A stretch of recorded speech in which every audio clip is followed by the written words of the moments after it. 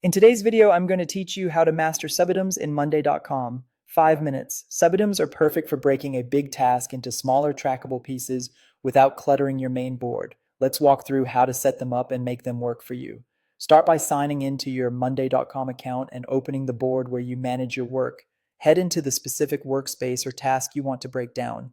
Once your board is open, find the parent item you want to expand. Move your cursor over the item's name so the context options appear. Right-click the item name and choose Add Subitem.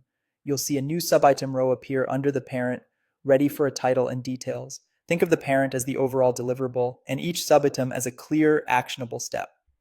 Here's the power move. Subitems have their own column structure. That means you can track data that's different from the parent.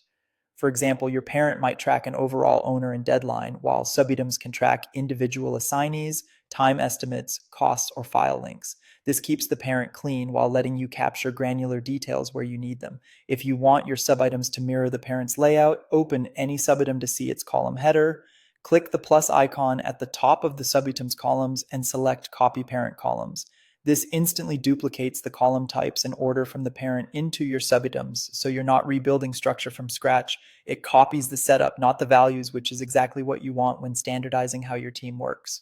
To roll up key information to the parent item, click the three dots on a subitem column, like status or numbers, and select Show Summary on Parent Item.